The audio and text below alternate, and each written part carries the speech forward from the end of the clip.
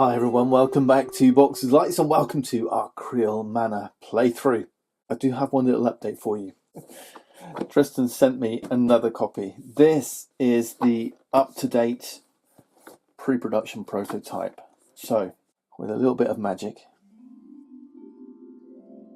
we now have the new game all set up and it looks so much better. It's so nice to have a wonderful pre-production prototype in front of us. There we are. Oh, and look, we've got a proper little dial as well. So I have to use the Velwraith ones. Pretty neat. Okay. So there we are. Incidentally too, I've switched to the War Mage. We were Wolf of the North, but if you haven't seen it yet, go and check out Rolling Solo. Did a playthrough on Tabletop Simulator using Wolf of the North. So go and watch that. I'll leave a link below. You don't want to see that again. So I'm going to show you the War Mage instead. The other thing is, look, I've got updated rulebooks. So I've got a new rulebook and a wonderful printed, properly printed book of fables. Doesn't that look great? All right, excellent. Okay, should we get stuck in? Let's dive straight into gameplay. Each round of the game is played over 6 phases. First phase is Delve. That's when we replace any explored locations, right? Work our way through this deck, and any Delve abilities get activated. Second phase is Threat. We draw a new threat and threats advance. Third phase, we draw a new card. Then, fourth phase, Play. We take our turn, all right? So this is when we're playing our cards, using our actions, using our abilities, our equipment to tackle those threats, tackle locations, try and take down the plots that will ultimately award us with victory. Phase 5, last thing, once we finish playing, any threats that are potentially left behind might be hitting our spirits, okay? If we lose all our spirit, we lose the game. Sixth and final phase, we reset and we go again, all right? So nice and simple. So let's get going. We're going to start with Delve. Now, it just so happens the first thing you do during Delve is read your story. You stand at the imposing entrance to the evil manor. Entering via the huge creaking gates, the protective runes adorning your War Mage attire tingle with silent alarms as you confront the malevolence emanating from the time-worn stones of Kreel Manor. On a perilous quest for the legendary Elben spellbook, a tome of immense arcane power, you forge ahead. Choosing caution, you enter the main fortress through an old oak door, cracked and riven by time. Within the room beyond, a dusty old copy of a text titled Lection of Lost Magic beckons. Its aged pages, brittle and faded, hint at forgotten spells and untold power. You can succumb to curiosity and invest your every spare moment reading the lection, or we can press forward into the depths, knowing that time is of the essence in your quest. So we have choose your own adventure style, a choice to make. Now, depending on which choice I make, I'm going to pull a new adventure card, 2 or 3. And you can see this was for Adventure 1. These 2 new cards, 2 or 3, are for Adventure 2. So, irrespective of which choice I make, I'm not going to see these cards now. I'm going to see them in the next game. All right? So when I finish playing this game and I'm setting up the threat deck for Adventure 2, one of these 2 cards will get thrown into that threat deck. And it depends which choice I make, 2 or 3. Okay, so choices you make in this game will impact future games. Now's my time to make that decision. Well, I'm not going to make that decision right now. Okay, you don't get to see these cards before you decide. All right, so no peeking. I make that decision. One of these cards will get set aside, and when I'm setting up game 2, Adventure 2, I'll put one of these 2 cards in. All right, but I'll let you figure that out and explore that for yourselves. For now, though, we've finished reading the story. We're ready to push on with the next phase of the game, threats. In the threat phase, we draw a new threat, top card of the threat deck, and it goes in this spot. Any card there gets pushed along. Okay, these threats are going to advance, so next time we'll draw another one. When a card hits the threat area, that's when it gets flipped face up. Okay, this area here is called shadows. We'll talk a little bit about shadows in a while. Okay, that's the threat phase done. Next, we draw a skill card. Now, we started with 1 skill, so we chose Arcane Energy Burst, which says use one additional available action. Really good, really good. So what did we draw? We drew hero skill, Witty Barb. Okay, deal 1 influence damage to 1 threat. Now, there aren't any threats out there right now. Okay, so we don't have to worry about threats. This is the first couple of turns. While those threats are moving through the shadows, we've kind of got a little bit of a preparation phase to do.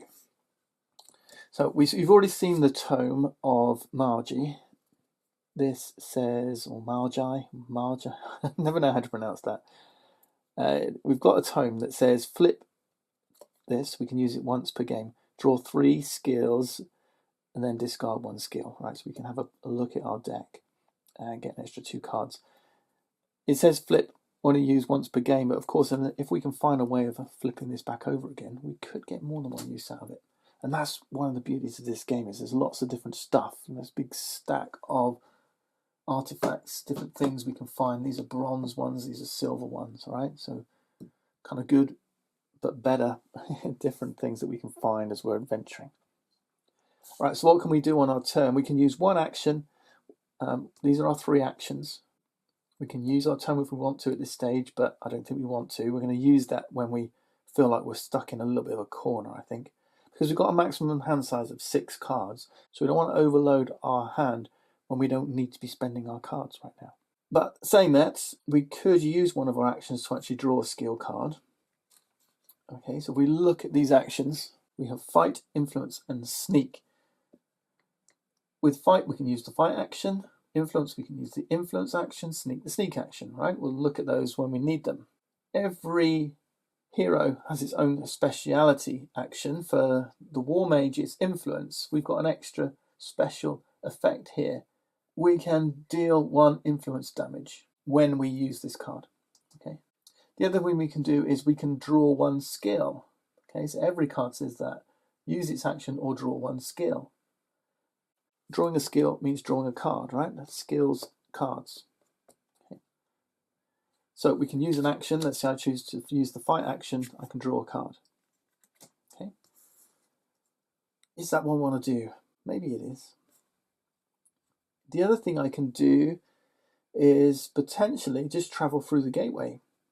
Let's have a quick look at this location card. The Regal Gateway to Kreel says, the entrance to Kreel Manor is a majestic portal wrought of weathered stone and veiled in ivy's embrace, bearing witness to centuries of lore.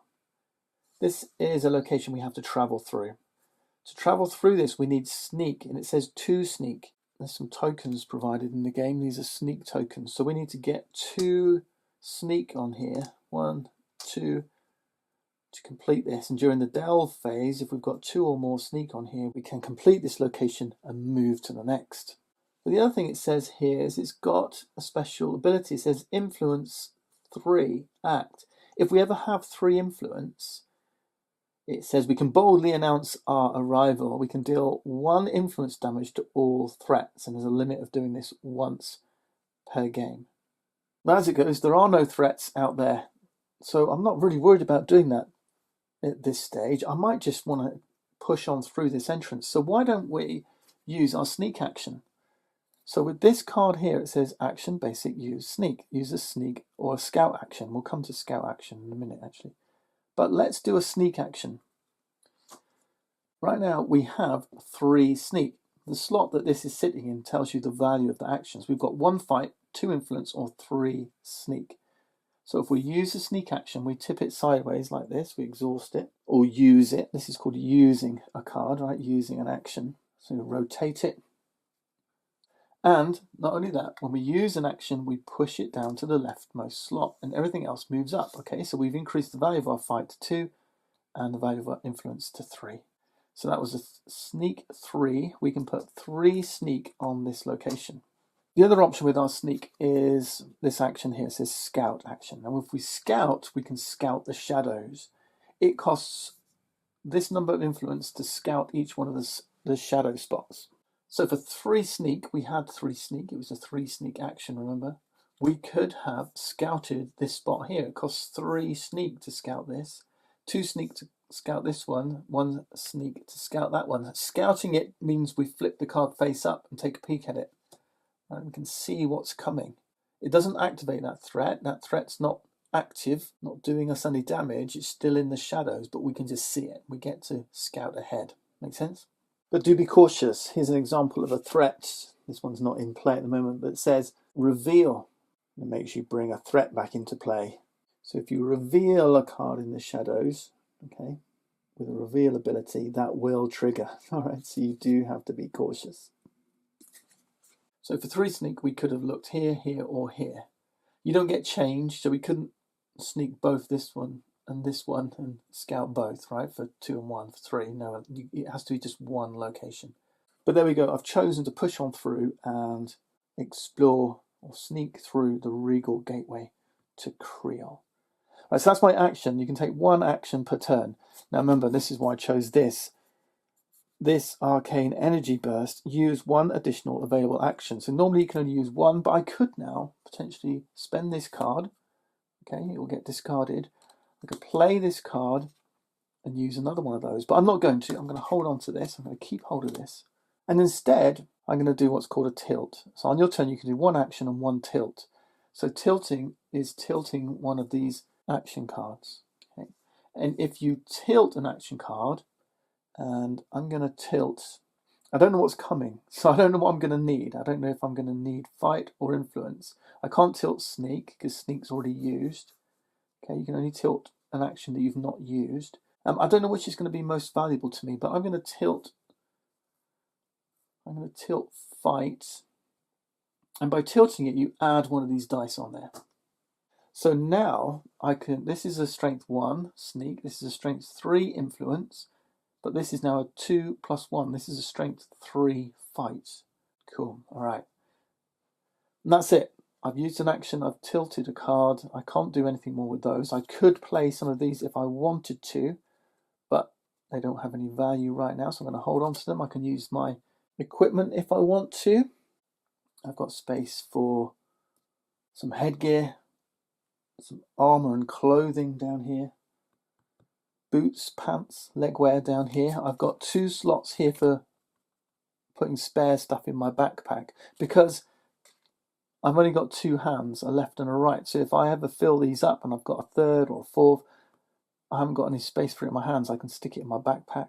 Likewise this, I can put spare stuff, headgear or armor or boots in my backpack. And finally, I've got a spot here for a follower, somebody who can accompany me on my adventures. Right? Okay, that's my hand. So I've finished the play phase. Remember, phase 5 now is the threat phase. If there's any threats in the threat area, they could be hitting my spirit, but there aren't. And now we enter the 6th and final phase, the end phase. So if we played any skills, they get discarded. We didn't. We check our hand limit. We've got a limit of 6. All right, so if we had any more than 6 in our hand, we'd have to discard the excess we choose. And then we reset our actions, ready for the next turn. There we go. Let's move back into the delve phase. Now, delve phase, remember I told you, this is round 2 now. The delve phase, we check to see if we have explored any locations. We have. If it's got sneak tokens equal or greater than its sneak value, we'll discard them. Check if there's any instruction on here what to do when we complete or explore this location. There aren't any. That's it, we've gone through the gateway. The next thing we do is flip the next location. And it is the Craft Spire workshop. All right, so just inside the gates, we find a workshop. The workshop is bathed in the warm glow of magical forges, breathing life into molten metal and enchanted materials. We need 3 sneak here to complete the Craft Spire workshop. But it says if we ever have 3 fights, we can construct tools and artifacts in the forge's embers. Brilliant. Draw 1 bronze asset. Now we do have 3 fight right now. 1, 2, 3. So look out for that. This could be something that we're doing on this upcoming round. Okay, threat phase. Everything moves through the shadows. Draw phase. Let's draw a new skill. Let's see what we've got. We've got hurl projectile. It's fast. This is a fast card as well. Fast just means we can play it on another player's turn. Remember, you can play this game cooperatively. You don't have to play it solo. In solo, fast doesn't really do anything. Fast, deal 1 fight damage to a threat. Awesome.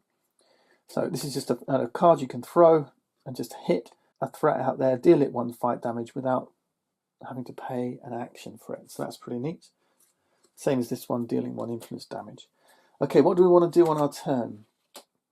Well, we may well want to act at the workshop. Now, this isn't an action. This doesn't cost. It just, this thing here, fight 3 to act. It just means, do you have 3 fight? Yes, we do. 1, 2, 3. We don't cost fight. It's not the same as playing an action. Nothing gets tilted or rotated. We're just doing this thing. So let's do this thing. We draw 1 bronze asset, and it says limit once. I do have some tokens. These are just variable use tokens. We can place this on here to say that we've used this forge once. We know we've hit the limit of its uses. Let's draw a bronze asset and see what we've managed to forge. We have forged some leather greaves. Okay, somehow in the workshop. Well, I guess we can use a workshop for this. We forged some leather greaves. So these are going to go down here. They are one-time use. It says flip and it says block 2. So we can block 2 spirit damage by using our leather greaves. That might come in handy if things are looking dodgy near the end of the game. They're going to take up a slot for a long time. But remember, we've got 20 spirit. If ever this gets down close to 0, we might find this useful. Okay. I guess you can use it any time, right? So middling, maybe we can use it, if we're around 10, 15 even. But there are ways to gain spirit, but you can't go above your maximum of 20. Okay, not unless you increase somehow your maximum spirit. Some items allow you to increase your maximum spirit. So at the moment our maximum is 20. We can't go above that, but there are, like I say, things that can modify this value. You can actually bring it down or push it up. So if we've got effects that increase our spirit, they're not going to do anything if we're already up at 20. So yeah, it's quite early to get these, but we'll see. Well, I'm sure they'll be useful at some point. Okay, so that's the first thing we did. Remember, we haven't used an action yet. So one option is we go ahead and sneak and have a look at that and see what's coming. Right, we've got a 1 sneak action here. Or I might actually just use my influence, and we'll push our sneak up again. So using actions sometimes is a good way just to push other actions up. Okay, I want to increase my sneak value. I want to get it back up to 3 if I can. But I'm going to use my influence 3 to draw 1 skill. Okay, so you might say, well, why didn't you just use your sneak? I could have just done that. Right, draw 1 skill, but I want to push these 2 up. I know I'm strong in influence, so I'm going to use my influence, push those 2 up, draw skill. And I've drawn Sorcerous Veil Fusion. Hero gains 1 spirit, there you go, what I said, and swap the positions of any 2 of your actions. So at the moment, without having taken spirit damage, that first part's not very useful. And then, do I tilt and increase my sneak up to 3? Or do I push my fight up to 5? I'm going to increase my sneak up to 3. Because I want to get through this workshop next time if I can, but I suspect I won't because there's going to be a threat coming out. All right, that ends my turn. Let's reset everything. And push on to round 3. We haven't explored any locations, so Delve is not doing anything. Let's push on. Now, this is where I might regret not having scouted ahead because we haven't got a clue what's just been revealed in our threat area. Let's have a look. It is a rat thing. The rat thing. Its beady eyes glint with a mix of cunning and desperation as it scurries the forgotten corridors. So here in the workshop, we've come across a terrible rat thing. It's got an ability here. It says its colony is its ability. It's immune to all skill effects whilst in the shadows. Now that's interesting. Normally you can't hit anything in the shadows, but there are some kind of like ranged weapons that let you hit stuff while it's in the shadows. So another good reason to scout ahead. Now I don't have any effects right now that help me hit the shadows, so I'm not finding revealing shadows too valuable compared to other things. But here we go, here's the rat. So he's not in the shadows anymore, so I can hit him. This colony's not going to do anything. But I've got 3 ways of defeating it. I can hit it with a 3 fights, with 6 influence, or 4 sneak. If I don't hit it, he's going to hit me for 1 spirit, so that's the main thing here. Right, draw a card. I've got a 5th card now. It's called Powell Infusion. So this is one of my own particular skill cards. Okay, as is this one. All right. So this one deals 4 fight damage to a threat, but I lose 1 spirit. So I could just take it out with that 1 card without even spending an action. And you know what? I kind of like that idea. This is a great card. Deal 4 fight damage to 1 threat and lose 1 spirit. Well, why don't we do that? Playing cards doesn't cost actions, and this isn't an action. It's a bit of overkill. Do I want to overkill? Maybe I save this for another card. Maybe I'll save this for something that's a little more... a little more threatening, because I've got 3 fight. It's right up there. The problem was I wanted to do another action. Well, I can do. All right, let's do this. Let's show you a little bit of card comboing. Let's get ourselves off to an easy start. Yeah, because I've got some good cards. I want to save my sneak. So let's take an action. Let's take a fight action. So our fight action is at 3. We could use the die if we want to, or we can save the die. So let's save the die. All right, we're going to save the die. We're going to push this down to the 1 spot. We'll use it for its 3 fights to kill the rat thing. You're out of here. We've discarded a threat. Now, I'm going to use my Arcane Energy Burst. Use 1 additional available action. And I'm going to use my sneak action. But again, I'm going to do exactly the same thing. I'm going to use it for 3 sneak. Okay, but I'm not going to spend the die. And with 3 sneak, I'm going to put 3 sneak on this location. Perfect. Okay, that's going to complete this next turn. Now I'm obviously pushing through these locations really quickly, but burning some of my good cards at the same time. I might regret that, because this is going to be useful when I want to take down plots and deal with threats at the same time. But I'm going to save the rest of my cards. Yep. Powell Infusion is brilliant. Okay. I'm going to save the rest of my cards. I'm going to tilt this and put a die on there. Okay, so I've used 1 action, tilt, played a card to allow me to use another action. That's it, that's my turn done. Nice. All right, reset. This gets discarded. Next turn. Let's push on, shall we? So we're going to delve here. We've completed this one. I can discard these tokens. There's no reward for completing this location. We're going to push on to the next location. And it is a Cave of Spectral Whispers. Or this one needs 5 sneak to progress. Faint glimmers of ghostly light dance upon crystalline formations as ethereal voices echo through the subterranean chamber. With this one, we can act with 3 influence and whisper back into the darkness and deal 1 influence damage to 1 threat. This has got a limit of 3. We can do it 3 times, but only once per round. Time will tell how useful that might be. Okay, we've got another threat in the threat area. Let's see what it is. It is a noble guest. Adorned in regal attire, she roams the halls with an air of haunting elegance from a bygone era.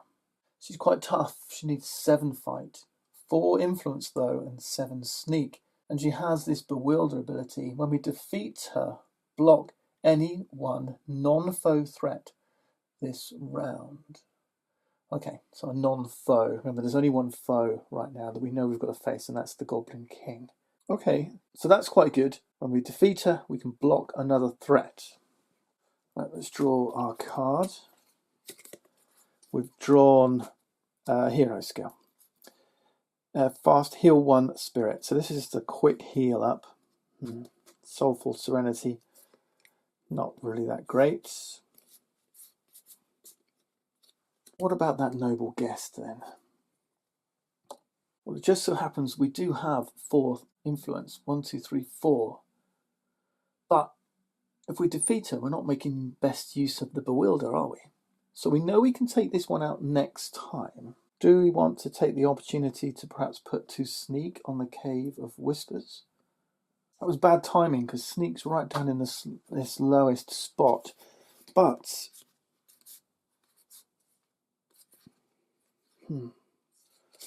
we can use this one, Sorceress Veil Fusion, to swap the position of 2 of our actions. So, yeah. The thing about this one is it's only 4. Actually, it's 5, because if we use this as an action, remember it's got a special on here that says deal 1 influence damage. So I've got an idea. I'm going to use the Sorceress's Veil Fusion. So this little magic spell. Game 1 spirit, we can't go above our maximum, so that's a little bit of a waste. But we can swap the position of 2 of our actions. So we could swap this one with this one. Okay, so that card's used. Then I can use this for 4 sneak. Put a 4 sneak token here on this Cave of Spectral Whispers. In fact, no, let's do that. Let's strike that, reverse it. Start again. Okay, because I forgot the Cave of Spectral Whispers lets me, if I've got 3, 4, I've got 4 influence. This special ability doesn't count as influence. It just says when I take this action, I deal 1 extra, right? I've still only got 4 influence here. So let me do this action first. Whisper back into the darkness. So I'm going to utter some whispering. Deal 1 influence damage to a threat. So I'm going to stick a token on there to say I've done this once. I'm going to put 1 influence damage on her. Then I'm going to use my card and swap the positions. Yeah. Happy? Okay, happy. That's that card used. Then I'm going to use my sneak action for 4. Sneak, that's lost. Put the 4 damage on here. 4 sneak on the Cave of Spectral Whispers. Then I'm going to tilt my fight and make that a 2. I think that's all I want to do. Yes. Now she's going to hit me for damage. It's an active threat. She's going to do 1 threat damage. This symbol down here, 1 spirit damage. This 1 spirit says when I defeat her, I'll get 1 spirit back. So that's cool. I'm happy with that. I'm right up at maximum. So she's going to do me 1 damage.